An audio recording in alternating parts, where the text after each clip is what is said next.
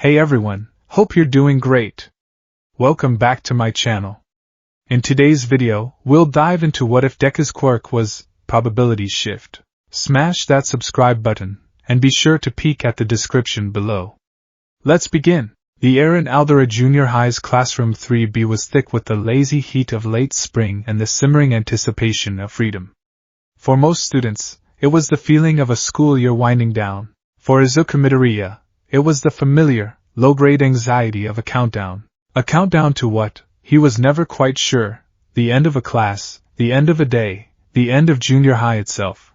But the feeling was a constant, a background hum beneath the surface of his thoughts. He was hunched over his desk, his pen scratching furiously across the pages of his Hero Analysis for the Future, Volume 13.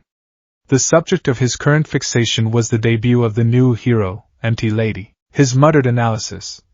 Gigantification is a powerful quirk, but its utility in dense urban environments is limited by collateral damage potential, susceptible to villains with high mobility, or those who can exploit the large target area.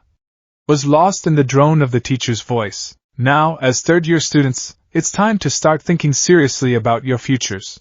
The teacher said, his tone a practiced blend of encouragement and weary resignation. He held a stack of career aptitude tests. I would hand out these forms, but... He tossed them into the air with a theatrical flourish. I know you all pretty much want to be heroes, the classroom erupted.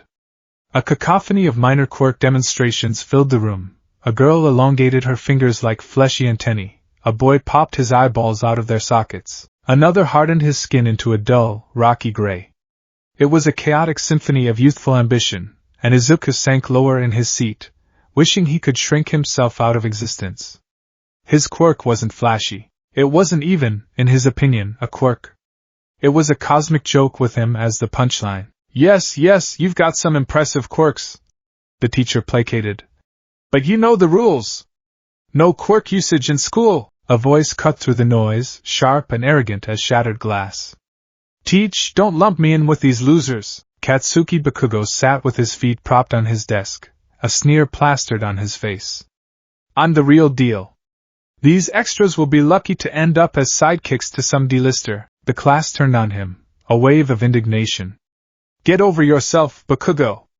You think you're better than us? Bakugo just laughed, a harsh, barking sound. Let's go, I'll take you all on. He leaned forward, his grin widening. After all, I aced the mock exam. I'm the only one at this shitty school who has a shot at getting into UA. I'll surpass even All Might and become the #1 hero. The mention of UA sent a fresh wave of murmurs through the room. The National Hero Academy. The crucible that forged legends. The place with a 0.2% acceptance rate. Izuku flinched, instinctively hunching over his notebook as if to shield his own impossible dream from the sheer force of Bakugo's ego. Oh, that's right, the teacher said, shuffling through his papers.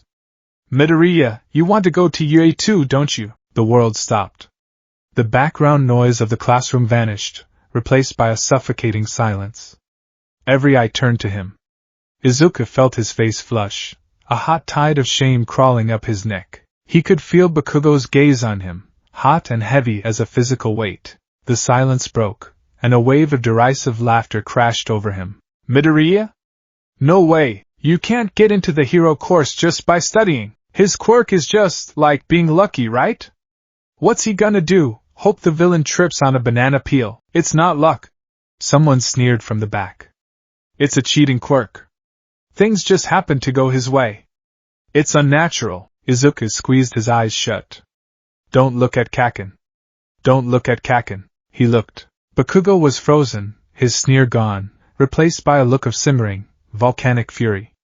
The air around him seemed to crackle. As if on cue, Izuku's clammy hand slipped. His favorite All Might themed pen, a limited edition silver model, slid from his grasp. He fumbled for it, a pathetic lunge that only served to knock it off the desk. Time seemed to slow as it fell. Izuku winced, bracing for the clatter and the fresh round of mockery. Instead, there was a soft thunk. He opened his eyes. The pen was standing perfectly upright on its tip, balanced on the floor in a way that defied physics. A 1 in a million landing. The laughter died again, replaced by uneasy quiet. A few students stared, bewildered. "See?" a girl whispered. "Weird." Bakugo's fist slammed onto his desk, creating a small, sharp crack that made everyone jump. The pen wobbled and fell over. "Stop it with your creepy tricks, Deku," he snarled, his voice low and dangerous. "You think you're special? You're just a faker, Deku. Useless." That was Kaken's name for him, and it felt truer than his own. His quirk, officially registered as good luck charm, was a source of constant embarrassment. It never worked when he wanted it to. It manifested in small, bizarre, and unhelpful ways that only served to alienate him. A dropped piece of toast that always landed butter side up. A vending machine that would coincidentally spit out a free drink when he walked by. A traffic light that would turn green the moment he reached the crosswalk. They weren't acts of power, they were statistical anomalies that made people stare. Bakugo saw it as a form of cheating, an unearned advantage that a weakling like him didn't deserve. Izuku just saw it as another reason he was a freak. The bell rang, its shrill cry a blessed release. Izuku packed his bag with trembling hands, his mind a frantic mess. He needed to get out before Kaken cornered him. He shoved his hero notebook into his backpack, zipped it up, and bolted for the door. He almost made it. The shade under the overpass offered little respite from the afternoon sun. It was here that Bakugo and his two cronies, the ones with the extendable fingers and the wide wings, caught up to him. "We're not done talking, Deku," Bakugo said, snatching the hero notebook right out of Izuku's hands. "Kaken, no! Give it back!" Izuku cried, reaching for it. "Hero analysis for the future?" One of the cronies read over Bakugo's shoulder, snickering. "Seriously? You're still doing this? It's pathetic," the other added. "He's so delusional." Bakugo's expression was unreadable. He wasn't just mocking, he was genuinely offended. Izuku's quiet, persistent dream was an insult to his own grand, bombastic ambition. "I'm trying to help you, you know," Bakugo said, his voice deceptively calm. "A long time ago, you decided you were going to follow me. To stand in my shadow. But I'm going to the top. And you can't have people thinking we're from the same school if you try to get into UE with your bullshit quirk." He brought his palms together, and the notebook erupted in a small, contained explosion. Thump. A puff of acrid smoke, and the cover was blackened, the edges of the pages smoldering. Izuku let out a choked cry of despair. All his work, all his notes. Bakugo casually tossed the charred remains into a nearby koi pond. The book hit the water with a pathetic plop and began to sink, trailing bubbles and ash. "You see, Deku," Bakugo said, turning to face him fully. "Your luck can't save you from everything. It's just stupid little tricks. A falling pen, a misplaced step.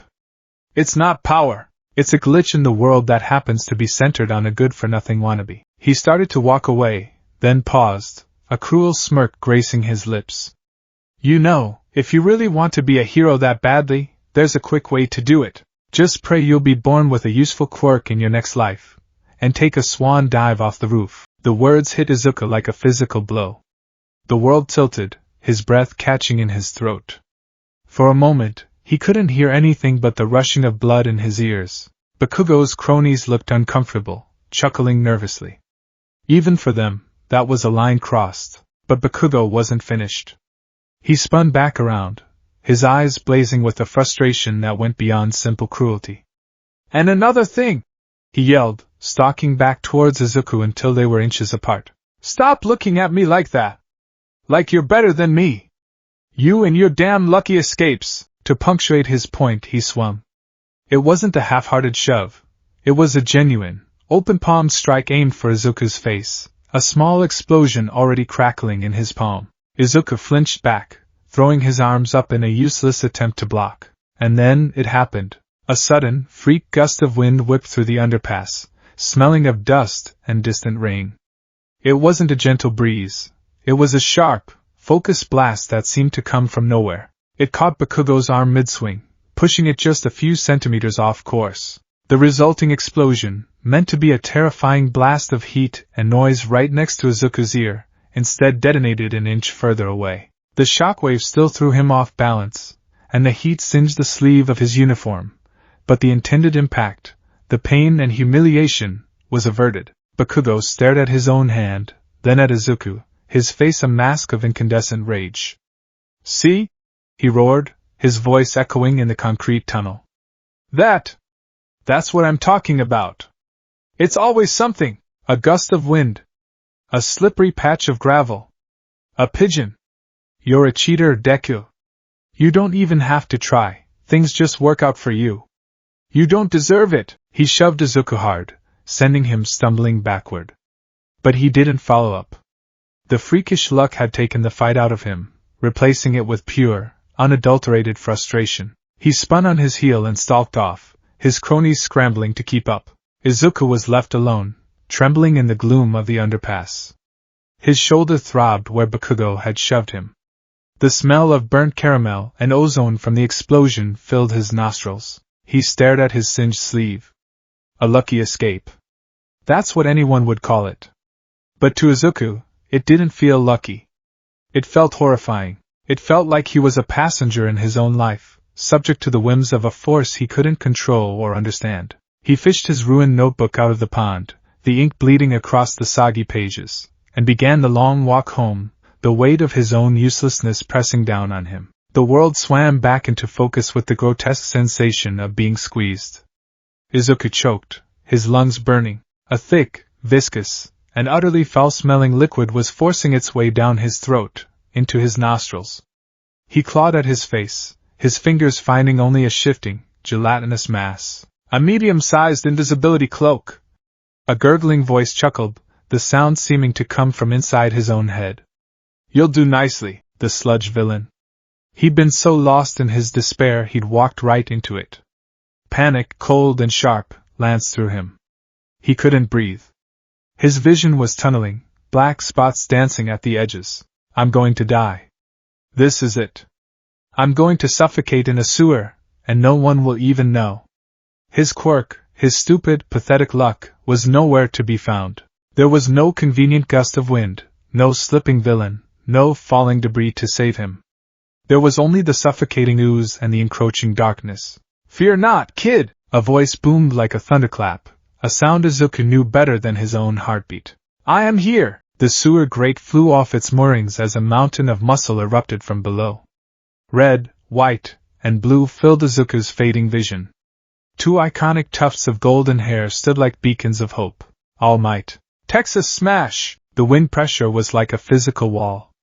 It tore the sludge from Izuku's body in a single, violent instant, scattering the villain into 1,000 slimy droplets. Izuku collapsed to the pavement, gasping, coughing, and retching, his body convulsing as he greedily sucked in the clean, free air. The next few minutes were a blur.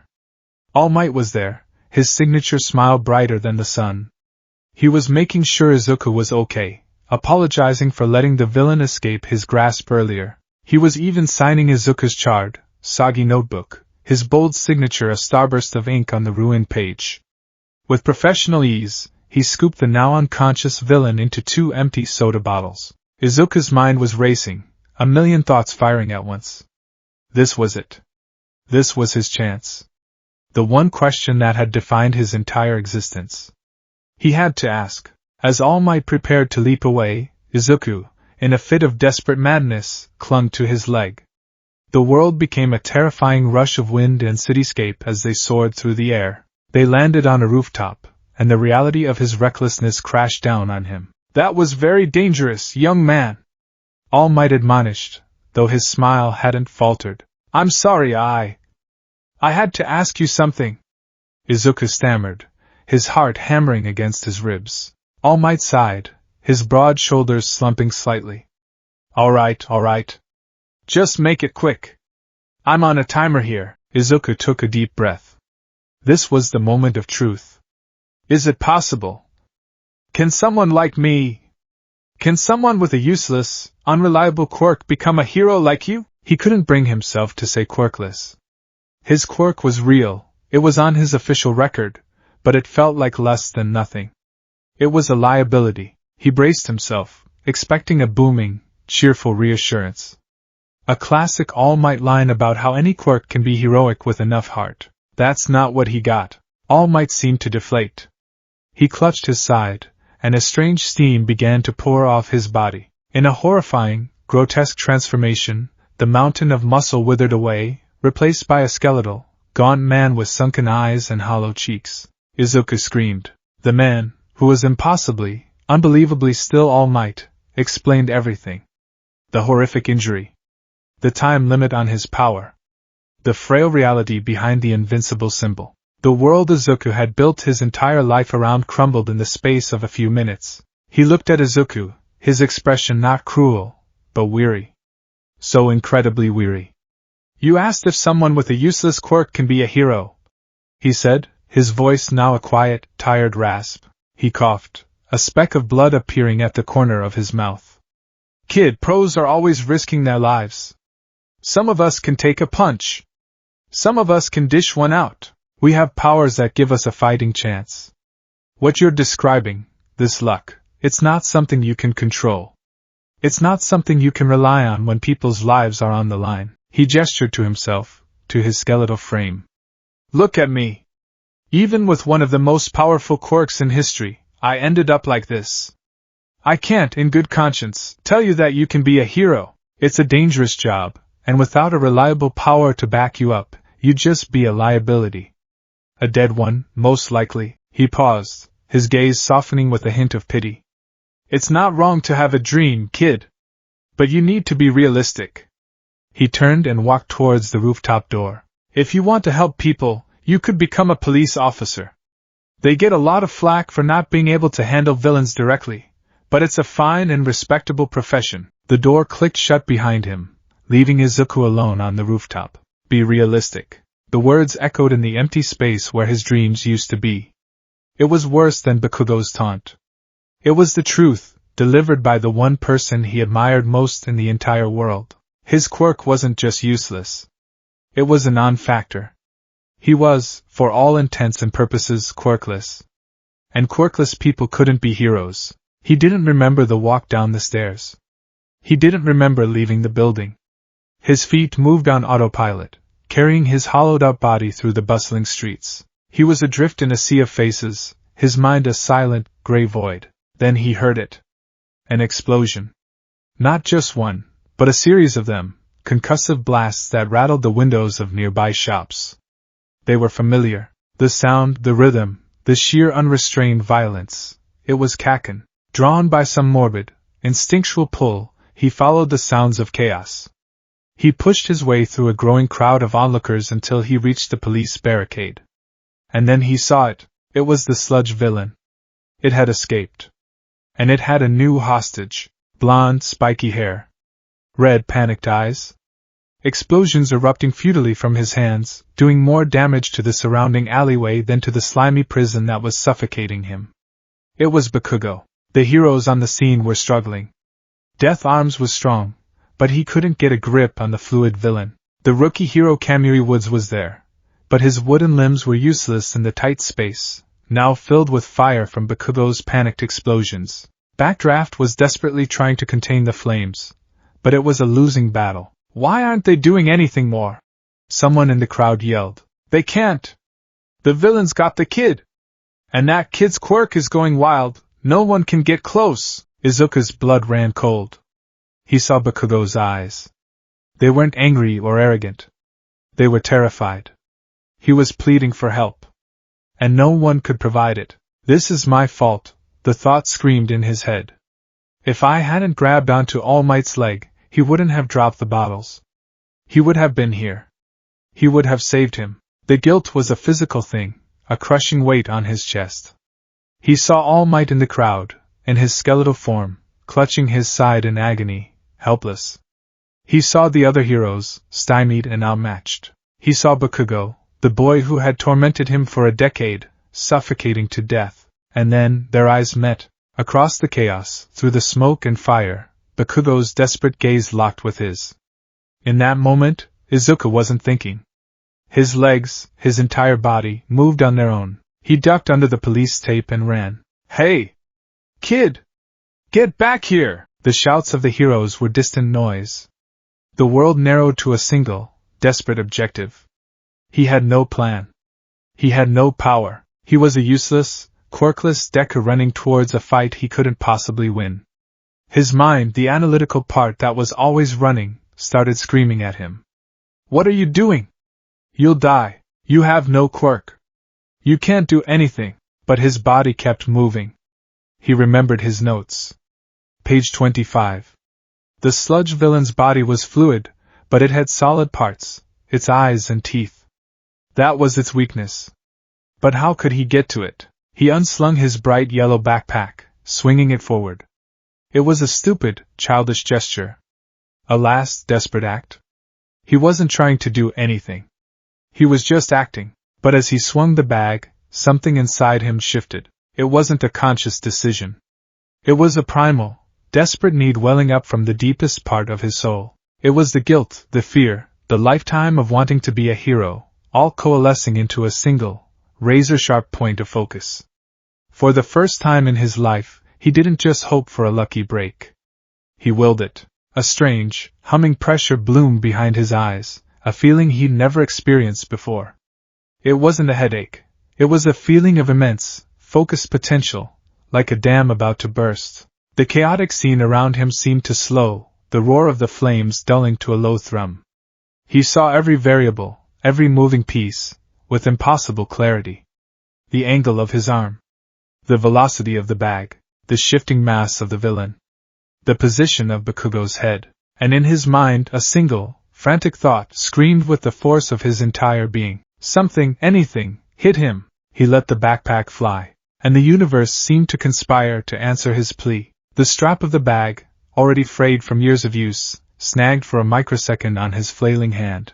This tiny, insignificant delay altered the trajectory of the bag's arc, causing it to tumble end over end instead of flying straight. As it tumbled, the centrifugal force was just enough to pull at the zipper, which he had, in his earlier haste, failed to close completely. The zipper burst open. The contents of his backpack, textbooks, a crumpled lunch bag, a spare uniform, spilled out in a messy cascade. Among them was his pencil case. The case hit the corner of a textbook at a precise angle, popping open. A dozen pencils and pens flew out, most of them scattered harmlessly onto the ground.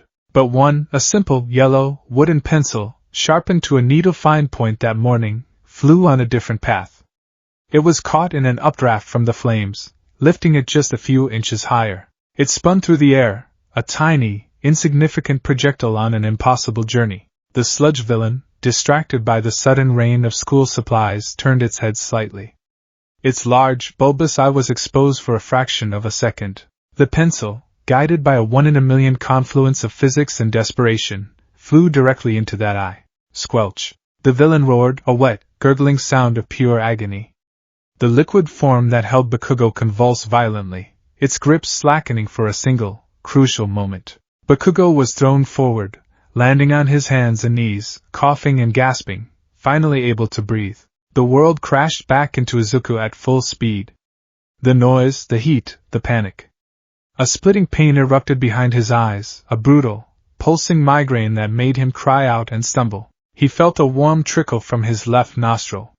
He wiped it with the back of his hand, smearing a streak of bright red blood across his face. He had done it.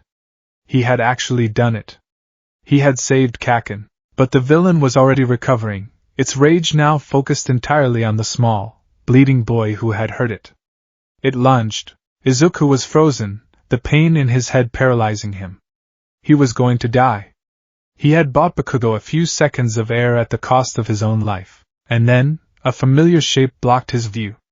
A hand, large enough to eclipse the sun, grabbed his arm and pulled him back. "I really am pathetic," All Might said, his voice brimming with a power that hadn't been there moments before.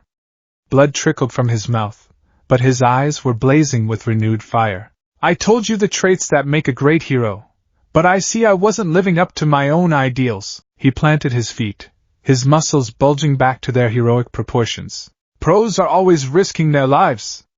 That's the true test of a hero." He cocked his fist back, the wind whipping around him. Detroit. Smash! The punch connected. The force was apocalyptic. It didn't just obliterate the villain, it changed the weather. The air pressure shifted so violently that clouds formed overhead, and a sudden, cleansing rain began to fall, extinguishing the last of Bakugo's fires. Izuku stood in the sudden downpour, soaked and trembling, staring at the back of his idol. He had failed. He had been reckless. He had needed to be saved. But for one impossible moment, he hadn't been Deku, the useless boy with a glitchy quirk. He had been a hero. And the cost was a searing headache, and the taste of blood in his mouth. The aftermath was a blur of scolding. The pro-heroes, Death Arms and Kamui Woods, berated him for his recklessness, for interfering, for putting himself and everyone else in danger. He just stood there and took it, his head bowed in shame, the adrenaline fading and leaving behind only the throbbing pain in his skull and a profound exhaustion. Bakugo, on the other hand, was being praised for his bravery and the strength of his quirk. Izuku watched as cameras flashed and reporters shouted questions. Their eyes met again, just for a second. There was no gratitude in Bakugo's gaze. Only a deep, confusing mixture of anger and humiliation. Later, on his way home, Bakugo caught up to him. "Deku!" he yelled. Izuku flinched and turned. "I never asked for your help." Bakugo snarled, his fists clenched. "And you didn't help me. Got it? I had it handled. So don't you dare think you can look down on me. Don't think your stupid cheating luck did anything." He turned and stomped off without another word, leaving Izuku alone on the darkening street. He was right, of course. Izuku hadn't done anything. It was just a fluke. A 1 in a million shot. The thought was somehow more depressing than before. He hadn't controlled it. It just happened. He was still just a spectator to his own life. He was almost to his apartment building, replaying his failure for the 100th time, when a familiar voice boomed from around the corner. "I am here!" All Might, in his full glory, skidded to a stop in front of him. "All Might? What are you doing here? Weren't you swarmed by reporters?" Izuku stammered. "Getting away from them was a piece of cake. For I am All Might, BLERGH." He deflated into his skeletal form, coughing up a terrifying amount of blood. "Young man," he said, wiping his chin. "I came here to thank you. And to apologize. And to make a proposal." Izuku stared, utterly bewildered. "Huh, what you did back there, it was more than just reckless. It was heroic. When all the other heroes, myself included, were standing by, you were the only one who acted. You, a boy who I had just told had no potential, ran into danger because your body moved before you had a chance to think." He took a step closer, his sunken eyes burning with an intensity that chilled Izuku to the bone. It wasn't the look of a mentor about to give an inspiring speech. It was the look of a scientist who had just witnessed an impossible phenomenon, and was desperate to understand it. "But that's not what I need to talk to you about," All Might said, his voice dropping to a near whisper. "The heroes, the crowd, they saw a scared kid throw his backpack. But I was there. I saw it from the front. I saw the bag tumble. I saw the zipper break. I saw the pencil fly." He leaned in, his gaze fixed on Izuku. "That wasn't a random accident. The odds of that happening, they're not 1 in a million. They're astronomical. Impossible." It was as if reality itself bent to give you that single, perfect shot. He pointed a long, bony finger at Izuku's chest. "Your file says your quirk is good luck charm. A passive, minor ability. That's a lie, isn't it? Or perhaps, it's a misunderstanding. What I saw back there, that wasn't just luck." All Might's voice was filled with a strange awe. "I'm not here to offer you a quirk, young man. I'm here because I need you to tell me something. I need you to tell me how. How did you do that? What is your quirk, really?" Izuku's mind went blank. The throbbing in his head, the memory of the humming pressure, the sensation of the world slowing down, of focusing his will into a single outcome, it all coalesced into a terrifying, earth-shattering thought. The gust of wind that saved him from Bakugo. The pen landing on its tip. The countless other coincidences that had plagued his life. They weren't accidents. They weren't glitches. They were him. He looked at the greatest hero in the world, who was staring at him not with pity, but with profound, demanding curiosity. And for the first time, Izuku Midoriya had no answer. He was standing on the precipice of a new reality. And the only thing he knew for sure was that his entire life had been built on a misunderstanding of a power he was only just beginning to comprehend. The world had shrunk to the space between two people on a rooftop, silhouetted against the bruised purple of twilight. All Might, a skeletal specter of his own legend, stared at Izuku with an unnerving, predatory intensity. It wasn't the look of a hero sizing up a successor. It was the look of a physicist who had just seen an apple fall up. "How did you do it?" All Might repeated, his voice a low, urgent rasp. "What is your quirk, really?" Izuku's mind was a maelstrom. The question echoed in the screaming void where his lifelong beliefs had been just moments before. His quirk wasn't a passive charm. It wasn't a cosmic joke. The pen, the gust of wind, the pencil, they weren't accidents. They were acts. His acts. The realization was a terrifying tremor that threatened to shake him apart. I don't know," he stammered, the words tasting like ash. I had to do something. My legs just moved, and then, my head." He pressed the heel of his palm against his throbbing temple. "There was this pressure. A hum. It always hurts a little when the lucky things happen, but this was different. This was loud." All Might's sunken eyes widened, a flicker of understanding in their depths. "A cost," he breathed, the word hanging in the air.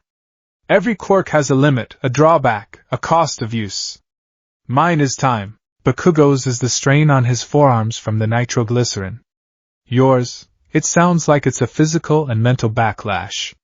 He took a step closer, his gaze sweeping over Izuku's small frame. "You're not built for it." "Not yet." He began to pace the rooftop, a caged tiger of bone and sinew. "For years I've been searching for someone. A worthy vessel to inherit my power, my sacred torch, one for all." He stopped and looked at Izuku, a profound decision solidifying on his gaunt face. "I thought I needed to find someone with a heroic heart but no power of their own. I was looking for an empty cup to fill." He let out a short, sharp laugh, a dry and humorless sound. "How incredibly arrogant of me. I was so focused on what I could give that I failed to see what someone might already have. Young man, you ran into danger when no one else would. You possess the spirit of a true hero. That's undeniable." He pointed a long, bony finger at Izuku, not in accusation, but in proclamation. "But what you also possess is a quirk of unimaginable potential, a power that doesn't create force, but manipulates causality itself. Do you understand the implications of that? You don't break the rules of physics, you convince them to bend in your favor. It's terrifying, it's brilliant." Izuku could only stare, his mouth agape. Manipulates causality? He just wanted to be like All Might, to punch villains and save people with a smile. This sounded like something from a philosophy textbook, not a hero's handbook. "I am not going to offer you my quirk, Midoriya," All Might said, and the words, which would have shattered Izuku's world just an hour ago, now landed with a strange resonance. "To do so would be an insult to the power you already hold. It would be like giving a master watchmaker a sledgehammer and telling him to fix a gear. No. My path is no longer to find a successor to replace me." He smiled, a genuine, thin-lipped smile that reached his tired eyes. "My new path is to mentor the one who will be nothing like me at all." He held out a hand. "I will train you. I will help you understand this power, help you hone it, help you build a body and mind that can withstand its cost. I will help you become a hero, not with my power, but with your own. What do you say, young man? Will you allow me to help you recalculate the odds?" Tears welled in Izuku's eyes, hot and sudden. They weren't tears of despair or frustration. They were tears of overwhelming, terrifying hope. The number one hero in the world wasn't giving him a handout. He was offering him a partnership. He was seeing value not in what Izuku lacked, but in the very thing that had made him an outcast his entire life. He wiped his eyes furiously with his sleeve, smearing soot and dried blood. He took All Might's offered hand. It was bony and frail, yet it felt like the strongest anchor in the world. "Yes," Izuku choked out, his voice thick with emotion. "Yes, please." 2 days later, Izuku stood before a mountain. It wasn't a mountain of rock and earth, but of rust and refuse. Dagoba Municipal Beach Park, once a beautiful stretch of coastline, was now an illegal dumping ground, a sprawling monument to civic neglect. Broken refrigerators, skeletal car frames, mountains of tangled scrap metal, and decades of forgotten trash choked the sand and spilled into the sea. The air smelled of salt, rust, and decay. "Tada!" All Might announced, gesturing with a grand sweep of his arm. He was in his muscle form, his presence a stark, vibrant contrast to the gray-brown squalor around them. "Your new gym!" Izuku stared, dumbfounded. All of this? All of this?" All Might confirmed with a booming laugh. "You see, young man, your quirk is a tricky beast. We need a new name for it, by the way. Good luck charm is woefully inadequate. It suggests passivity. What you did was an act of will. You shifted the probability of an outcome. So, from now on, we'll call it what it is, probability shift." The name felt heavy, important. Izuku rolled it around in his mind. Probability shift. It sounded powerful. It sounded scientific. It sounded real. "Now about this trash," All Might continued, kicking a derelict washing machine. The metal dented with a loud gong. "Your primary problem isn't your quirk's strength, it's your own. The backlash from that one desperate pencil throw left you bleeding and nearly unconscious. Imagine trying to shift the probability of, say, a building's support beam failing during a hostage crisis. The mental strain alone could kill you. Your mind is a muscle, and we will train it. But your body is the vessel that contains it. A weak vessel will shatter under the strain." He clapped Izuku on the shoulder, nearly sending him face first into the sand. "Think of it this way. Let's say you're fighting a villain. You use your quirk to guarantee your punch lands squarely on his jaw, a 100% probability of a direct hit. Excellent. But your arm is a wet noodle. What happens? The probability of your own bones shattering upon impact is also 100%. You see, your quirk ensures the event happens, but it doesn't protect you from the physical consequences of that event." It was a chillingly logical point. A lucky punch was useless if it crippled you. A lucky dodge was pointless if your legs gave out from the strain of the quirk use a second later. "So," All Might said, pulling a meticulously detailed schedule from somewhere, "I've adapted my American Dream Plan. It's a 10-month regimen designed to build every muscle in your body, to turn you from a fragile teacup into a sturdy, steel-reinforced mug. You will clean this entire section of the beach before the UA entrance exams. You will move every piece, sort it for recycling, and haul it away. This will be your crucible." Izuku looked from the endless sea of garbage to the color-coded, impossibly dense schedule in his hands. It detailed sleep schedules, dietary plans, and a workout regimen that looked like it was designed to break a grown man, let alone a scrawny 14-year-old. "But this is impossible," he whispered. All Might's smile didn't falter. "Is it? You, of all people, should know that impossible is just a high-stakes probability.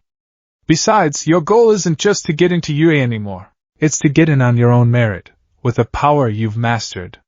You need to prove to them, and more importantly to yourself, that you're not just some faker who gets by on dumb luck. You're a hero who earns his victories." The words struck a chord deep inside Izuku, igniting a spark of defiance. A faker who gets by on dumb luck. It was what Bakugo had always accused him of. It was what he had always feared about himself. This wasn't just physical training. This was an exorcism. He looked at the nearest piece of junk, a massive, rust-eaten refrigerator. He took a deep breath, gripped the edge, and pulled. Nothing happened. The fridge didn't even budge. It was bolted to the earth by its own immense weight. Again, All Might's voice boomed. Izuku pulled again, his arms straining, his face turning red. A low groan of protesting metal was his only reward. His palms were already raw. "This is your starting line, young Midoriya," All Might said, his voice softer now. "Every hero has one. This is where you begin to make your own luck." And so it began. The next 10 months of Izuku's life became a grueling symphony of pain, exhaustion, and small, incremental victories. Mornings were spent at the beach before school, his muscles screaming as he dragged tires through the sand and heaved waterlogged furniture. Afternoons were spent back at the beach, working until his hands were bloody and his body was covered in grime, with All Might supervising, shouting encouragement, and occasionally hauling away a truckload of sorted scrap. He learned the anatomy of trash. He learned how to use levers and fulcrums to move objects 10 times his weight. He learned the satisfying groan of a rusted bolt finally giving way. His scrawny frame began to change. The soft lines of childhood were slowly carved away, replaced by the hard, lean muscle of a laborer. He was still small, but there was a wiry strength to him now, a resilience forged in rust and sweat. But the physical training was only half of the equation. Break time! All Might announced one afternoon, about 3 months into the training. Izuku collapsed onto a relatively clean patch of sand, his chest heaving. He had successfully dislodged and rolled a massive industrial cable spool down the beach, a feat that would have been unthinkable a month prior. Excellent work on the physical front, my boy, All Might said, reverting to his skeletal form with a sigh of relief. Your body is adapting. But now, it's time to exercise the more important muscle. He sat down across from Izuku and pulled a single 500 yen coin from his pocket. It glinted in the afternoon sun. Your quirk, probability shift, is reactive. It flares up in moments of desperation. That's inefficient and dangerous. A hero needs control. We need to move you from subconscious reaction to conscious, deliberate action. He handed the coin to Izuku. The task is simple. I want you to flip this coin. I want you to make it land on heads. Izuku looked at the coin, then back at All Might. That's it, that's it. Just one flip, Izuku shrugged. He focused, trying to summon the humming pressure he'd felt before. He thought about the coin, about the image of the paulownia flowers facing up. He flipped it. The coin spun in the air, a silver blur, and landed in his palm. Heads. Huh! Izuku said. He hadn't felt anything. No hum, no headache. I think it was just a lucky flip, was it? All Might asked, a glint in his eye. Do it again. Izuku flipped it again. Heads. And again. Heads. On the fourth flip he felt it. A tiny, almost imperceptible zing behind his right eye, like a single plucked guitar string.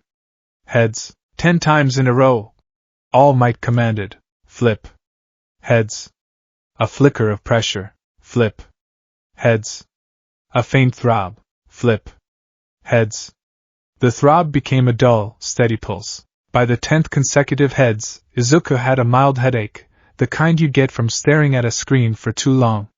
It was annoying, but manageable. Good, All Might said. You're learning to tap into it at will. The probability of 10 consecutive heads is 1 in 1024. A minor shift. Now, do it 100 times. Izuku's eyes widened. 100? But, the odds of that are 1 in, well, a very, very big number. All Might said. This is no longer a minor shift. This is a significant manipulation.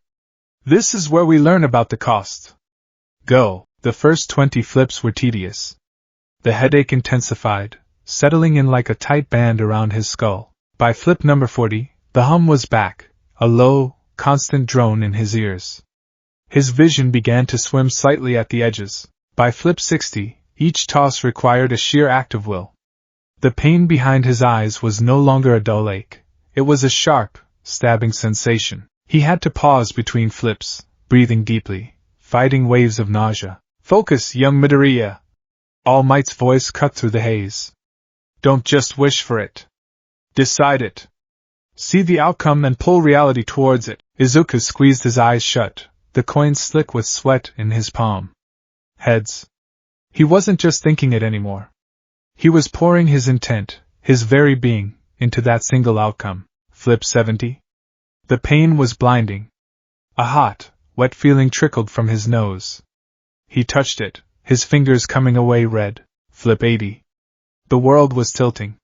The sound of the waves, the cry of the gulls, All Might's voice, it all seemed to be coming from a great distance. Flip 90. He was swaying on his feet. The hum was a roar. The pressure in his skull felt like it was going to crack it open from the inside. 10 more. Just 10 more. He flipped the coin. It felt like it weighed 1,000 pounds. He couldn't even see it spin. He just heard it land in his palm. He didn't need to look. He knew. 91. A wave of dizziness washed over him, and he had to drop to one knee. 95. Black spots danced in his vision. 99. He was on his hands and knees, head bowed, the coin on the sand in front of him. He could barely lift his arm. The pain was a white-hot nova behind his eyes. He felt utterly and completely drained, as if his very life force had been siphoned away. One more, All Might said, his voice grim. Izuku reached out a trembling hand, his fingers barely obeying him. He flicked the coin. It wobbled pathetically into the air, barely a foot high, and fell to the sand. Heads. Izuku collapsed sideways, his body giving out completely. He lay on the sand, gasping, blood dripping from his nose, his mind a wasteland of agony. He had done it. He had stared into the face of impossible odds and forced them to yield, one flip at a time. And the price was absolute misery. He felt a gentle hand on his shoulder. All Might was crouched beside him, offering a water bottle and a clean cloth. Now you understand, he said quietly. Shifting a 50-50 chance is easy, the universe barely notices. But shifting a near-zero probability to a certainty, reality pushes back. And the backlash hits you. This pain is the measure of your power. Izuku weakly took the water, the cool liquid a balm on his raw throat. He had never felt so powerful and so fragile in the same moment. This became the new rhythm of his training. Haul trash until his body screamed, then sit and flip the coin until his head screamed. He moved on to dice, trying to roll specific numbers, learning the subtle difference in strain between forcing a single die and forcing 3 of them to land on 6s. He learned the nuances of his own power. It wasn't just a sledgehammer, it could be a scalpel. He didn't have to force a 100% outcome. He could just nudge things. Instead of making a die land on a 6, he could simply increase the probability of it landing on a 6. The cost was less, the effect less certain, but it was a more sustainable use of his power. One day, he got cocky. He was trying to load a particularly awkward pile of twisted rebar into a truck bed. It was unstable and heavy.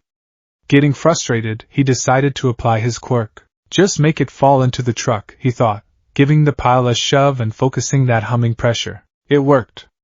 With a terrifying groan, the rebar pile shifted, tilted, and tumbled perfectly into the truck bed. A flawless victory, or so he thought. The sudden shift in weight had a domino effect. The removal of the rebar pile destabilized a much larger, unseen stack of crushed cars behind it. With a deafening shriek of tortured metal, the car stack began to topple, directly towards him. Izuku froze, his mind blank with terror. Kid, move! All Might, who had been observing from a distance, exploded into action. In a blur of motion, he crossed the 50 yards between them, snatched Izuku by the collar, and leaped clear just as several tons of rusted steel crashed down where he had been standing. The impact shook the very beach. Izuku lay on the sand, heart hammering, staring at the crater. He had been so focused on the one outcome, the rebar, that he had completely ignored the potential side effects. His quirk hadn't created the instability. It had just exploited the existing probability that the rebar's movement would trigger a collapse. A lucky outcome for the rebar had created a catastrophically unlucky outcome for him. All Might, back in his skeletal form, stood over him, his face grim.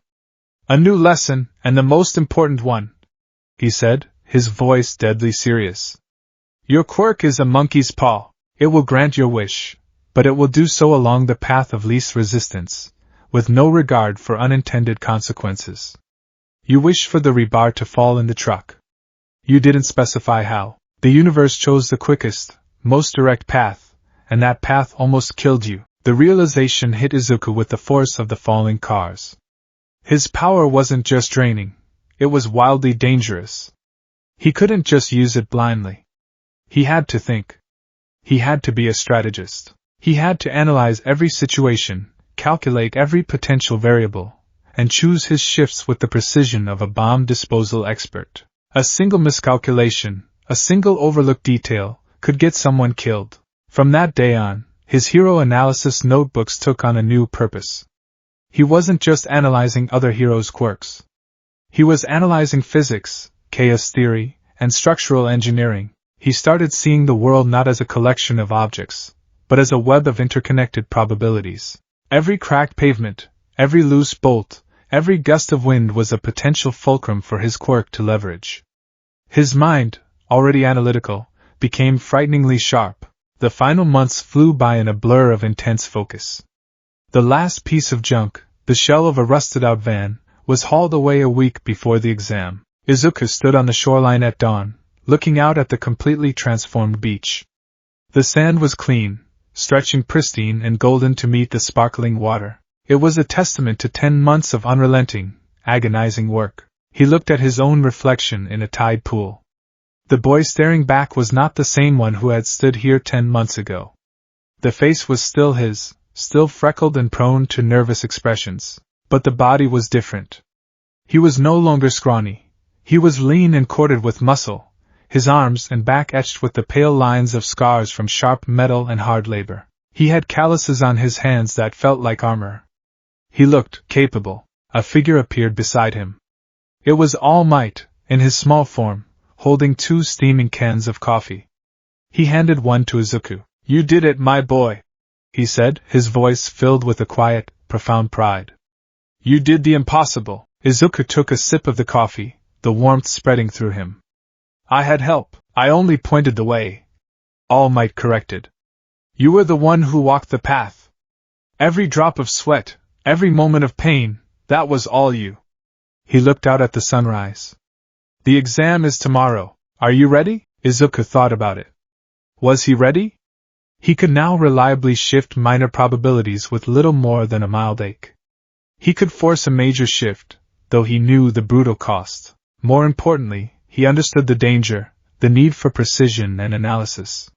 He was terrified. But it was a different kind of fear now. It wasn't the fear of failure. It was the fear of responsibility. "I don't know," Izuku said honestly. "I'm not like Kaken or the other applicants. I can't smash things with my bare hands. My power is subtle. And it hurts." "Good," All Might said, surprising him. "A hero who doesn't understand pain can't truly save people from it. Your power isn't about smashing things. It's about creating openings. It's about finding a path to victory when everyone else sees a dead end. You won't be the strongest hero in the room. You'll be the smartest. The most prepared. The one who can look at an unwinnable scenario and find that 1 in a million chance." He put a hand on Izuku's shoulder, his grip firm and steady. "I didn't give you a quirk, young Midoriya. I just helped you read the instruction manual for the one you were born with. You are not a vessel for my power. You are your own hero. You have done the work. You have paid the price in advance. Now go show them what happens when a boy who can bend luck decides to fight for what's right." Izuku looked at his mentor, then back at the clean beach, a symbol of his own transformation. He wasn't the boy who hoped for a lucky break anymore. He was the one who manufactured them. He was no longer afraid of the odds. Tomorrow, he would walk into the UA entrance exam, and for the first time in his life, he would be the one to set them. The air outside UA High hummed with the electric tension of 1,000 anxious dreams. Izuku stood before the colossal, shimmering gates, a tiny figure dwarfed by the sheer scale of the institution. The building itself seemed to defy gravity, a monument of blue-green glass and white steel that scraped the sky. Throngs of teenagers from every corner of Japan swarmed towards the entrance, a vibrant, chaotic parade of mutations and abilities. One boy had engine blocks for calves, another had tires for shoulders. A girl with chameleon skin flickered in and out of view, while another strode past with the confident gait of someone who could probably bench press a car. For a moment, the old, familiar panic tried to claw its way up Izuku's throat. He was just a boy with a headache-inducing quirk, surrounded by a legion of raw power. He clutched the straps of his yellow backpack, a nervous habit he hadn't quite shaken. But then he took a breath. He felt the solid ground beneath his feet, the hard-earned muscle coiled in his legs and back, the faint, residual ache in his calloused palms. This wasn't the same fear as before. It was the sharp, focused anxiety of a performer waiting in the wings, not the dread of a lamb being led to slaughter. He had a plan. He had trained. He had a power he was beginning to understand. He caught a glimpse of spiky blonde hair in the crowd. Bakugo was storming towards the entrance like he owned the place, radiating an aura of contemptuous superiority. Their eyes met for a fraction of a second. Bakugo's lip curled into a sneer, a look that said, "You actually showed up? Pathetic." Izuku didn't flinch. He didn't look away. He simply held Bakugo's gaze, his expression unreadable, before turning his attention back to the task at hand. He wasn't here to compete with Kaken. He was here to compete with himself. The orientation was held in a cavernous auditorium. The lights dimmed, and a single, ridiculously loud voice blasted from the stage. "What's up, UA candidates? Welcome to your big debut." The pro-hero present mic stood center stage, his directional speaker quirk making the very air vibrate. He launched into a rapid-fire explanation of the practical exam. They would be sent into massive, simulated urban environments, and would have 10 minutes to score as many points as possible by disabling robotic villains. There were 3 types: 1-pointers, 2-pointers, and 3-pointers, varying in difficulty. Izuku scribbled furiously in a small notepad, his mind already working. Okay, so it's a tiered system. Prioritizing 3-pointers is high risk, high reward. Focusing on 1-pointers is safer but requires volume. The key isn't raw power, it's efficiency. Time management. And finally, President Mike continued, there's the 4th type of villain. The 0-pointer. This big fella is more of an obstacle, something you should avoid. He's worth 0 points. Think of him as a gimmick, a stage hazard. On the screen behind him, a silhouette of a robot the size of a skyscraper appeared, casting a menacing shadow over the other 3. A tall, serious-looking boy with glasses a few rows ahead shot to his feet, his hand chopping the air with rigid precision. "Excuse me, sir, but I have a question." On the printout, there are clearly 4 types of villains listed. If this is a misprint, it is a gross error for Japan's top hero academy. "And you, with the curly green hair," he exclaimed, swiveling and pointing directly at Izuku. "You have been muttering this entire time. It is distracting. If you are not taking this seriously, you should leave." The spotlight, both literal and metaphorical, was on Izuku. He felt his face heat up, but he forced himself to stay calm. He was about to apologize when President Mike intervened. All right, examinee 7111. Thanks for the call out. The 4th villain type is the 0-pointer, like I said. No points. Just a roadblock. Now take your seats and prepare for the real thing. Plus ultra." The boy, mortified, sat down stiffly. Izuku just sank into his seat, trying to ignore the stares. The briefing ended, and they were herded onto buses, assigned to different battle centers to prevent students from the same school from teaming up. As Izuku stood before the towering gates of Battle Center B, he took another deep, centering breath. The doors were 20 stories high. Beyond them lay a sprawling, silent city. He could feel the familiar, low-level hum of his quirk beginning to build behind his eyes, a generator spinning up in anticipation. He wasn't going to smash. He was going to solve. And go! President Mick's voice screamed from unseen speakers. The crowd of examinees surged forward in a thunderous wave. Izuku, however, stood still for a full 2 seconds, his eyes scanning the cityscape, his mind processing data at a furious pace. He wasn't panicking, he was assessing the board.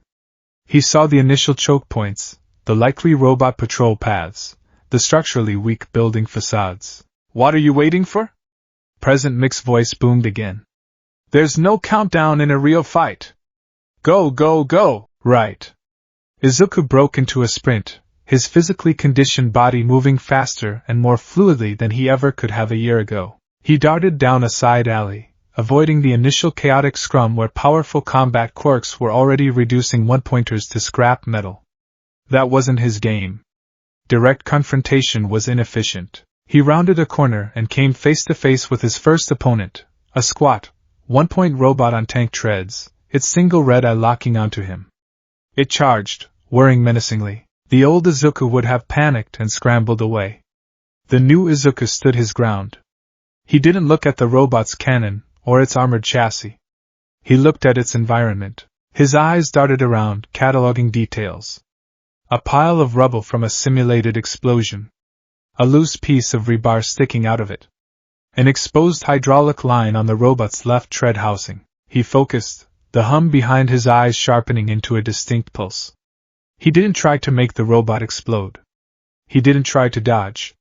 He simply made a small, precise adjustment to reality. The debris from that other fight, let it hit the rebar. Let the rebar hit the hydraulic line. As if on cue, a piece of shrapnel from an explosion half a block away ricocheted off a wall, struck the tip of the rebar with a sharp ping, and sent the metal rod flipping through the air. It landed with a wet thunk, piercing the robot's hydraulic line.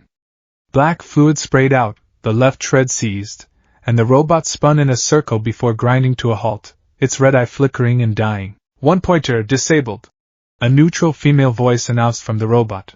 Izuku barely registered it. A mild throb of pain pulsed behind his eyes, like a gentle tap from a tiny hammer. The cost was minimal. He was already running, seeking his next target. This was working. He quickly racked up points in this manner. A 2-pointer was disabled when he caused an overloaded electrical conduit on a nearby telephone pole to, coincidentally, snap and fall directly onto its head, short-circuiting its systems. The headache intensified. 3 more 1-pointers were taken out when he targeted a rusty fire escape on a building they were passing, shifting the probability of its bolts failing. The structure collapsed on top of them in a glorious crash of metal.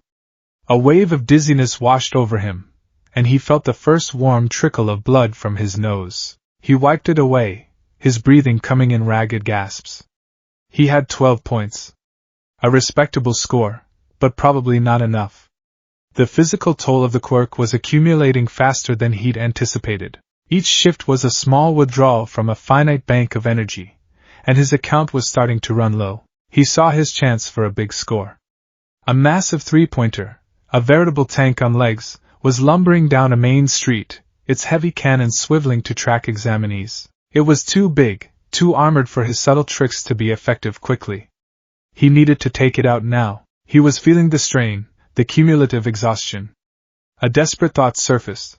Dodging its attacks will cost too much. Making it collapse will take too long. I need a shortcut. The robot aimed its main cannon directly at him. His mind raced, calculating the odds. He could try to make a wall fall on it, but the surrounding buildings looked too stable. He could try to sever a power line, but they were too high. The simplest path, the one with the fewest variables, was the robot itself. The cannon. Just make it malfunction. It was a brute force solution, not his usual finesse. He poured a significant amount of will into the thought, forcing the hum in his head into a screeching crescendo. The pressure was immense. The world seemed to warp around the barrel of the cannon as he focused every ounce of his energy on its internal mechanisms. Break. Misfire. Backfire. With a choked, wet-sounding boom, the cannon barrel peeled open like a banana, the explosive charge detonating inside the robot's own turret. The head of the 3-pointer was obliterated in a shower of sparks and twisted metal. It shuddered and collapsed, its limbs twitching. 3-pointer disabled. 15 points. He had done it. Izuku sagged against the wall, a triumphant grin on his face, even as a fresh wave of blood streamed from his nose and the world tilted violently. But his grin faded as he saw the consequences. The explosion hadn't been contained. A large, jagged piece of the cannon's casing had been blasted high into the air. It arced through the sky, a deadly metal boomerang, tumbling directly towards another examinee who had been flanking the robot. It was the boy with the glasses from the auditorium. Ida Tenya. He was so focused on another robot down the street that he was completely oblivious to the silent, spinning death descending upon him. Horror, cold and absolute, seized Izuku. No. No, no, no! The lesson from the beach, the monkey's paw, came crashing back with the force of a physical blow. He had gotten his wish. The robot was destroyed, and the price was another person's life. His shortcut had paved a road to disaster. He didn't have time to think, to plan, to be clever. Ida was seconds from being impaled. Izuku's power, born of desperation, surged once more. He couldn't stop the shrapnel. He couldn't direct a shield. He had to move Ida. He couldn't control Ida directly, but he could influence his environment. His pain-filled eyes latched onto the ground at Ida's feet. There was a small, barely noticeable crack in the pavement. A tiny, insignificant imperfection. Make him trip! Izuku screamed the command in his mind, pushing through the agony. The quirk responded, a second, brutal pulse of power slamming through his skull. The small crack in the pavement widened just enough, a corner of asphalt lifting by a mere centimeter, right as Ida's foot came down. Ida's perfectly practiced stride faltered. His ankle twisted, and with a surprised yelp, he stumbled forward, lurching into an undignified faceplant. At that exact moment, the massive piece of shrapnel sliced through the air where his head had been, embedding itself deep into the asphalt with a sickening thwack. Ida pushed himself up, looking at the piece of metal with wide, shocked eyes, then down at his feet, utterly bewildered as to why he had fallen. Izuku didn't see his reaction. The backlash of two major, back-to-back probability shifts hit him like a physical wall. His vision went white with pain. A high-pitched whine drowned out all other sounds. He stumbled into an alleyway, vomiting from the sheer neurological overload. He leaned against the cold brick, his body trembling uncontrollably, the world a blurry, swimming mess. The joy of his 15 points had turned to ash in his mouth. He had been reckless. He had almost gotten someone killed. All Might would be so disappointed. He was still recovering when the ground began to shake. It wasn't the tremor of an explosion, it was a deep, rhythmic, earth-shattering tread. A shadow fell over the alleyway, plunging him into darkness. Izuku looked up, his blood running cold. Towering over the 5-story buildings, its single red optic glowing with malevolent light, was the zero-pointer. It was a behemoth of steel and circuits, a walking skyscraper that made the 3-pointers look like toys. The other examinees, who had been fighting with vigor moments before, took one look at it and ran. Their shouts echoed through the mock city. It's the zero-pointer. Run! It's not worth any points. Get out of here. Izuku's first instinct was the same. Run. He was in no condition to fight, and this thing was an obstacle, not a target. He pushed himself off the wall, his legs shaky, and started to stumble away, back towards the main street. That's when he heard it. I'll help! It was a small, strained voice, almost lost in the chaos. Izuku's head snapped towards the sound. There, in the path of the approaching titan, was a girl with a round face and big, brown eyes. She was trapped, her leg pinned beneath a large slab of concrete. It was the friendly girl he'd seen at the entrance, the one whose quirk he'd accidentally saved her from tripping with his own earlier. The zero-pointer raised its massive metal foot, preparing to take another step. A step that would crush her. Time slowed down. Izuku saw the scene laid out before him with horrifying clarity. The girl, Uraraka Ochako, struggling fruitlessly against the weight of the rubble. The other examinees fleeing for their lives. The colossal robot, an unstoppable force of nature. And him, bleeding, exhausted, and barely able to stand. His analytical mind, the one he had so carefully honed, kicked in despite the pain. Probability of her freeing herself, 0. Probability of another hero intervening in time, 0. Probability of me, in my current state, surviving a direct confrontation, 0. He could run. No one would blame him. It was the logical, sensible thing to do. It was the zero-pointer. It was worth nothing. But then he saw the terror in her eyes. The same terror he had seen in Bakugo's. The same terror he had felt in the grip of the sludge villain. A hero is someone who stands against impossible odds. All Might's voice echoed in his memory. The odds are against us. Let's change them. His own words from a future he hadn't yet reached. The pain in his head, the exhaustion in his limbs, the fear in his heart, it all vanished, burned away by a sudden, incandescent surge of purpose. This wasn't about points. This wasn't about passing an exam. This was the entire reason he had endured 10 months of hell on that beach. He took a step forward. Then another. He broke into a run, straight towards the girl, straight towards the zero-pointer. His mind wasn't just calculating anymore. It was commanding. He screamed, a raw, desperate sound that was less a battle cry and more a channel for the full, untamed force of his quirk. He wasn't trying to make one small thing happen. He was demanding a miracle. Let there be a way! The universe, under the immense pressure of his will, began to bend. It started with the ground. The tremor from the zero-pointer's last step, a force of chaos, was given direction. The vibration traveled through the earth, converging on a specific point, a nearby building, its facade already spiderwebbed with cracks from the exam's battles. A massive steel support girder, its bolts already stressed to their breaking point, finally sheared off. But it didn't just fall. Guided by a cascade of improbable ricochets against the building's side, it fell at a perfect 45-degree angle, its ends slamming into a pile of rubble and its top leaning against the zero-pointer's torso, creating a makeshift ramp. A 1 in a billion shot. Izuku was already sprinting towards it, but the robot was still advancing, its foot rising, ready to stomp down on Uraraka. He needed to buy time. His eyes darted around, searching for another variable to exploit.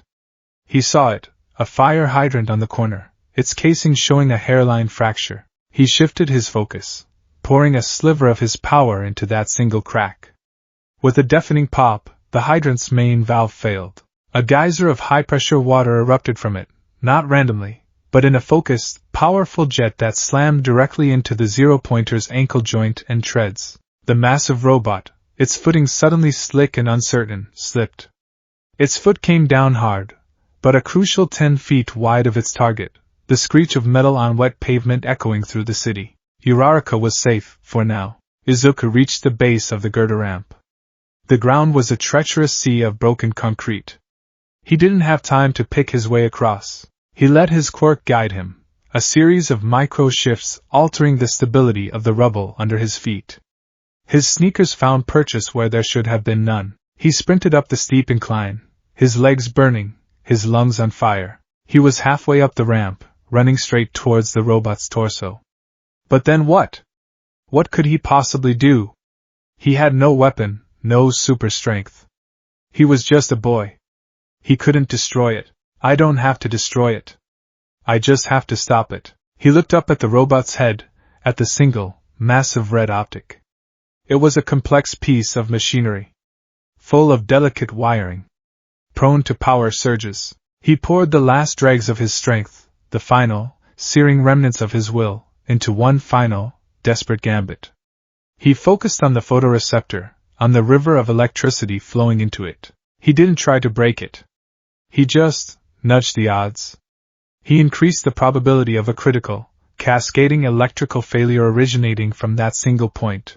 As he reached the apex of the ramp and launched himself into the air, it happened. A shower of blue sparks erupted from the zero-pointer's eye. The red light flickered, sputtered, and died. Deprived of its primary sensory input, the robot's complex targeting system crashed. Its colossal arm, which had been raising to swat him like a fly, spasmed and swung wildly, smashing into the building beside it. The distraction was total. The threat was neutralized, and the cost came due. The backlash wasn't a headache or a nosebleed. It was a neurological apocalypse. A white-hot supernova detonated behind his eyes, erasing the world. He felt a scream tear from his throat, but he couldn't hear it. A horrifying, wet-popping sensation filled his ears, and then silence. Warm, thick liquid streamed from his nose and, for the first time, his ears. His consciousness, stretched to its absolute limit, snapped. The world went black. He was falling. From 50 feet up, a limp, broken doll plummeting towards the hard pavement below. Suddenly, his descent slowed. He felt a strange weightlessness, a gentle hand tapping his cheek. He was floating. Uraraka, having pushed the rubble off her leg, had seen him fall. She slapped her hands together, canceling her quirk. Izuku landed on the ground with a soft, cushioned thump instead of a fatal splat. The deafeningly loud buzzer sounded, signaling the end of the exam. Izuku didn't hear it. He lay broken and unconscious on the ground, his face pale, streaked with blood and grime. He had 15 combat points to his name, and for the single most heroic act of the entire day, he had earned a grand total of 0. The first sensation to pierce the thick, suffocating blanket of oblivion was pain. It wasn't the sharp, stabbing agony of his quirk's backlash, but a dull, systemic ache that seemed to emanate from every cell in his body. The second sensation was the clean, antiseptic smell of starched linen and disinfectant. Izuku's eyelids fluttered open, heavy as lead shutters. The world swam into focus as a white, acoustic-tiled ceiling. "Oh, you're awake, dearie!" A soft, grandmotherly voice pulled him from the haze. He turned his head, a movement that sent a groan of protest through his neck muscles, and saw an elderly woman in a doctor's coat. Her gray hair was pulled into a tight bun, and a large syringe-like needle protruded from her hair like a bizarre fascinator. "Recovery girl, UA's legendary school nurse, you gave us all quite a scare," she said, her lips pursed. "Massive quirk exhaustion, severe neurological strain, 2 broken legs, and a broken arm from that fall. Lucky for you, that nice girl with the zero-gravity quirk saved you from becoming a pancake.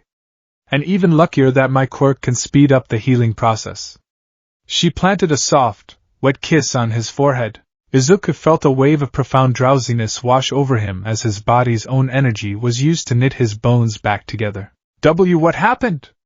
Izuku croaked, his throat dry and scratchy. "The exam, you pass," a familiar, tired voice said from the doorway. Izuku's head snapped towards the sound. All Might stood there, leaning against the doorframe in his skeletal form, a look of profound pride and bone-deep weariness on his face. "Your final score was 15 villain points," he continued, walking into the room. "It was enough to scrape by. But that's not the whole story." He pulled out a small, tablet-like device and played a video. It was a recording from the observation room, showing a panel of judges, present Mike, Cementas, and a creature that looked like a bipedal mouse in a suit. "While you were unconscious, the judges reviewed the tapes," All Might explained. "UA isn't just about destructive power. There's another, hidden scoring metric." On the screen, Present Mike was gushing. "Did you see that kid? He took a nosedive right into the zero-pointer. What a show!" Then, the mousy principal, Nizu, spoke up. "Indeed. But did you see what happened before? He saved that other examinee, the Ida boy, from his own reckless quirk use, and then, he risked everything to save the girl from the zero-pointer. He gained nothing from it, yet he acted without hesitation." The camera feed switched to Uraraka, the girl from the exam, talking to Present Mike. "Excuse me, sir? Can I give him some of my points? That boy with the green hair, he saved me. It wouldn't be right if he failed because he was helping someone else." All Might paused the video. He looked at Izuku, his sunken eyes shining. "Rescue points, my boy. A secret measure of a candidate's heroism, your self-sacrifice, your willingness to protect others even at great personal cost. That's what a hero truly is." He swiped the screen, and Izuku's final score appeared. Izuku Midoriya, 15 villain points, 60 rescue points. Total, 75 points. Rank first. Izuku stared at the screen, his mind reeling. First place. He hadn't just passed, he had come in first. Not because of his power, but because of his heart. Tears welled in his eyes, blurring the number on the screen. He had done it. All the pain, the training, the self-doubt, it had been worth it. "You didn't just pass the test, young Midoriya," All Might said, his voice thick with emotion. "You showed them the kind of hero you're going to be." A week later, Izuku stood in front of the gargantuan door of Class 1A, his heart hammering against his ribs. This was it. The first day. He wore the crisp, gray UA uniform, which felt both foreign and profoundly right.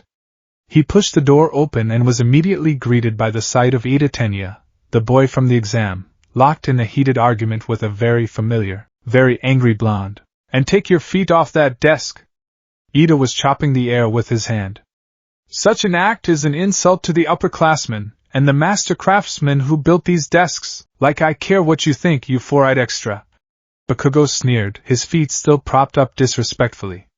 His eyes scanned the classroom and then landed on Izuku, freezing him in place. Bakugo's sneer vanished, replaced by a look of pure, unadulterated disbelief, which quickly curdled into incandescent rage.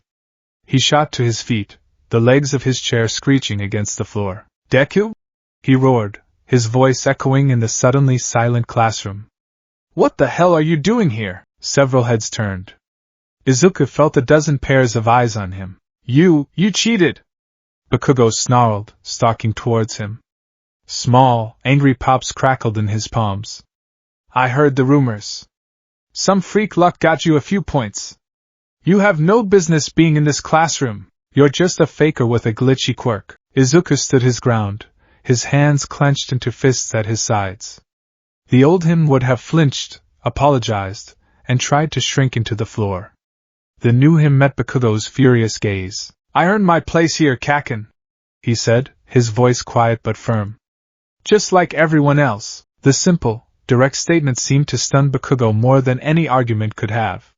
He looked like he was about to detonate, but before he could, a cheerful voice cut in. Oh, it's you! The plain-looking boy. The girl from the exam, Uraraka Ochako, bounced over to him, her face alight with a sunny smile. I'm so glad you made it.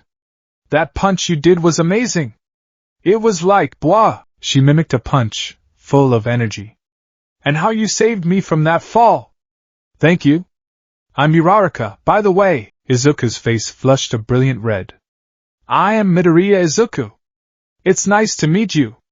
And thank you for, catching me. Before their awkward but pleasant conversation could continue, a new voice, low and profoundly tired, spoke from the doorway. If you're here to make friends, you can pack up and leave. Everyone turned.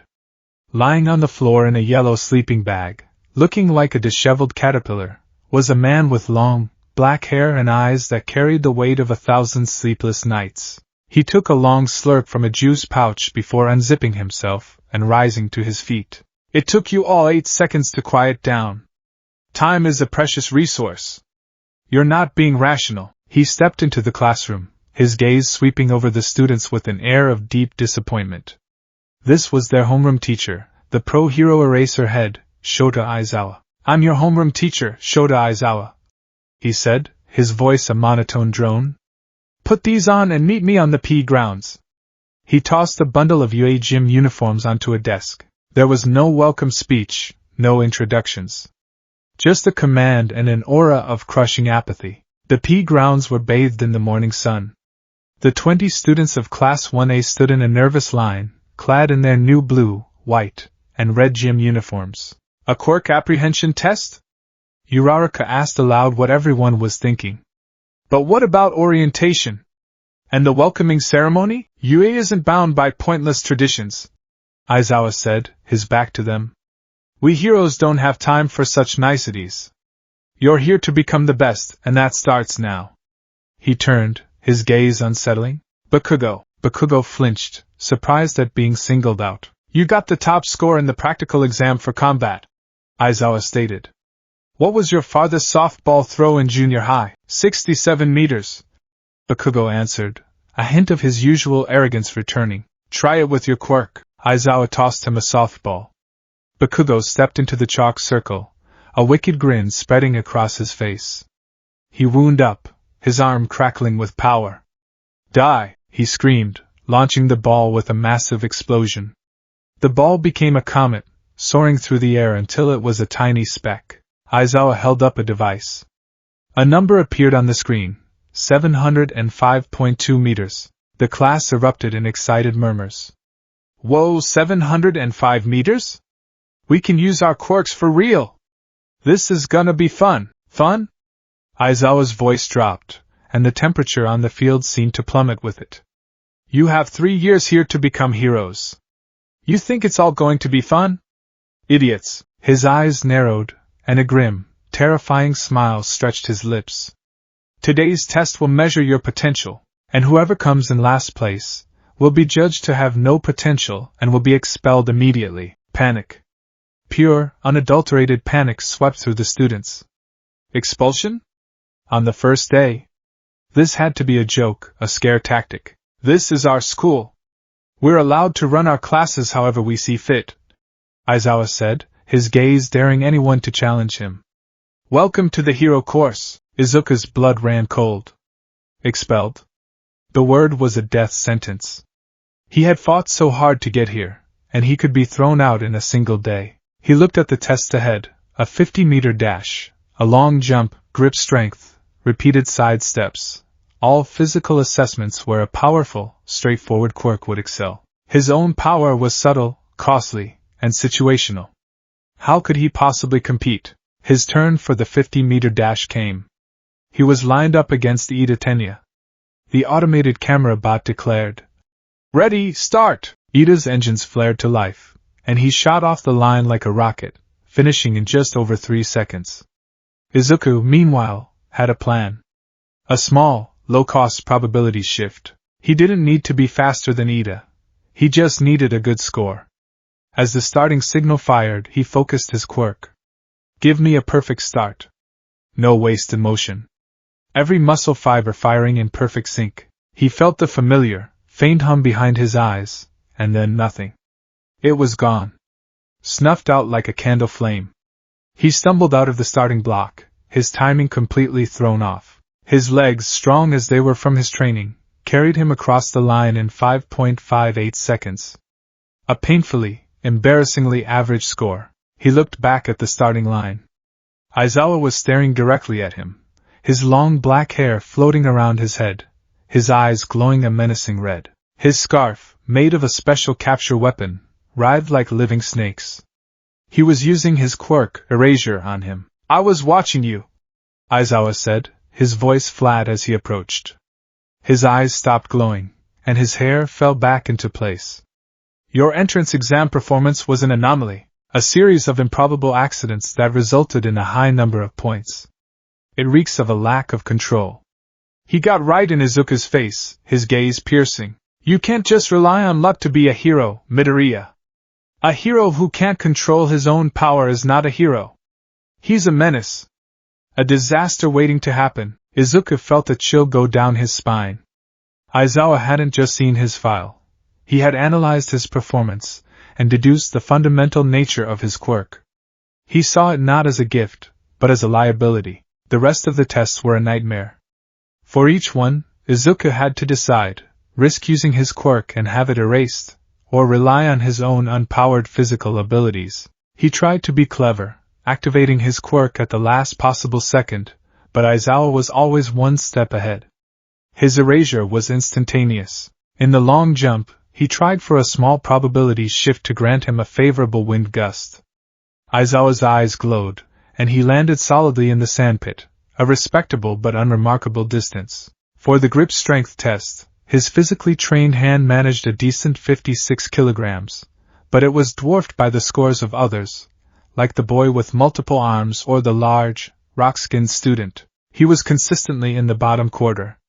His base physical stats, the result of 10 months of grueling labor, were what was keeping him from being dead last. But it was going to be close. It all came down to the final test, the softball throw. One by one, his classmates stepped up, each using their quirk in a flashy, impressive display. Uraraka touched her ball, making it weightless, and threw it into the stratosphere, scoring an infinity symbol. The boy with the naval laser shot his ball forward on a beam of light. Izuku watched, his heart sinking with each incredible score. He had a plan, a desperate one. A major probability shift. He would pour everything into a single throw, creating a whirlwind, a freak updraft, anything to get the ball as far as possible. He knew the cost would be immense, a splitting migraine, a bloody nose, maybe even passing out, but it was better than expulsion. Finally, it was his turn. He stepped into the circle, the soft ball feeling heavy and cold in his sweaty palm. He took a deep breath, steeling himself for the coming agony. He could see Aizawa watching him, his expression unreadable. He began his wind-up, focusing his will, calling on the humming power in his mind.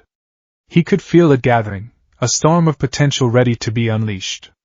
Fly, he commanded the universe. Fly farther than anyone else's. He threw the ball, and in that exact instant, just as the ball left his fingertips, he felt his quirk vanish. Aizawa's eyes were blazing red. The connection to his power was severed. The ball flew with only the strength of his own arm. It arced through the air and landed with a pathetic, disappointing thud a short distance away. Aizawa held up the device. 46 meters. A stunned silence fell over the class. 46 meters. It was the worst throw of the day. It was a junior high score.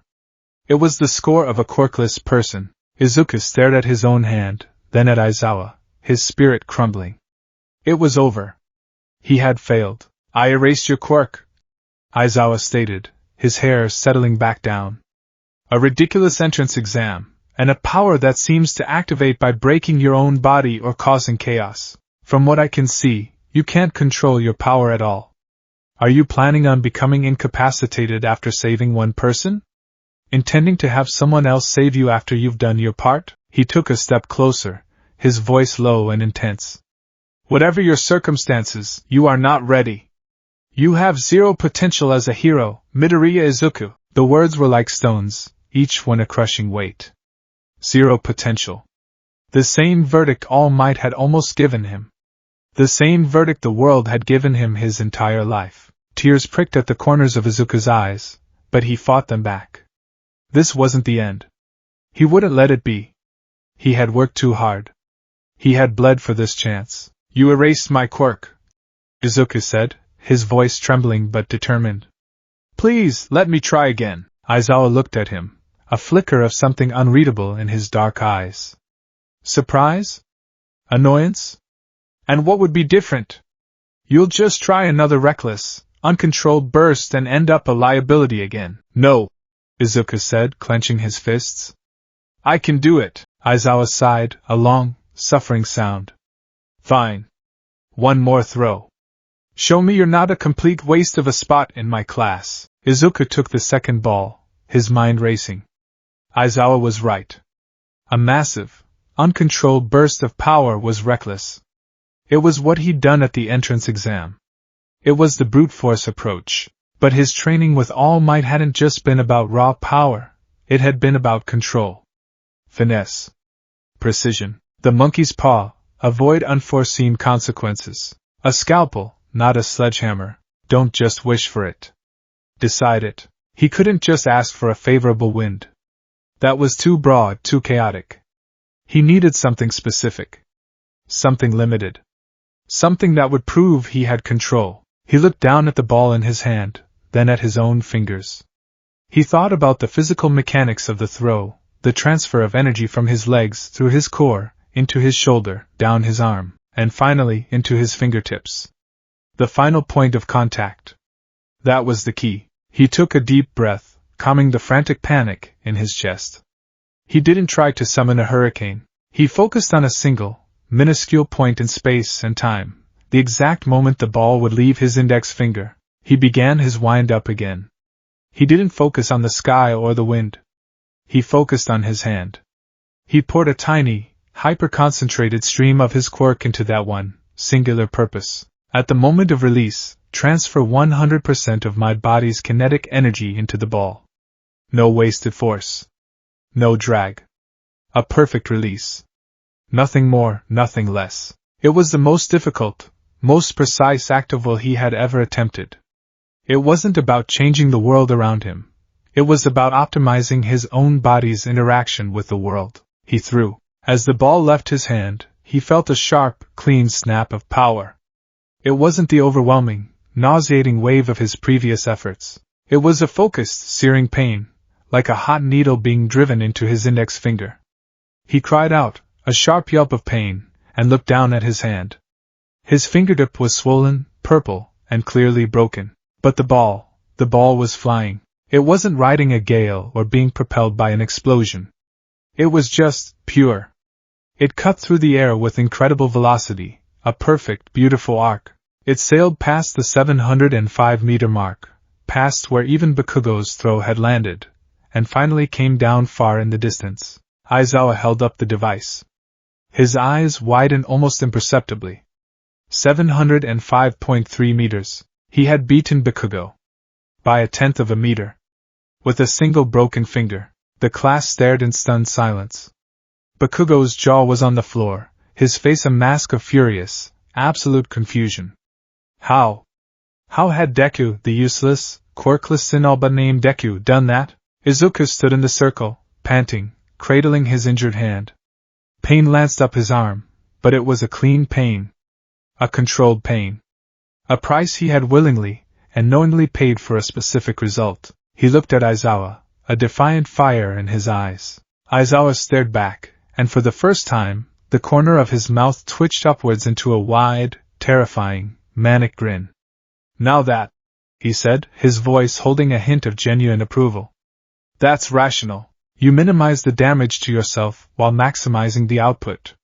You're still a mess, and your control is fragile, but you're not a complete lost cause. He looked at Izuku's broken finger. You can still move, can't you? Good. Don't expect me to baby you. Izuku stumbled out of the circle, his head held high despite the pain. Uraraka and Ida rushed over to him, their faces a mixture of awe and concern. Midoriya, that was incredible! Ida exclaimed. A truly logical application of one's abilities, focusing the output to a single point to mitigate self-injury. But your finger! Uraraka said, her brow furrowed with worry. It's okay. Izuku stammered, a grin spreading across his face. It's better than breaking my whole arm. He had done it. He had faced his first great trial at UA and passed. He had proven to his teacher, and to himself, that his power wasn't just a series of lucky breaks. It was a tool, a difficult, painful, and dangerous tool, but one that he was learning to wield. And as he looked at the final scoreboard, seeing his name hovering just above last place, he felt a surge of pride. He hadn't just survived. He had learned the most important lesson of all. His quirk was a constant in his life, but so was Aizawa. And under the unforgiving, logical gaze of his new teacher, he would be forced to adapt, to control, and to become a hero who didn't rely on luck, but on calculation.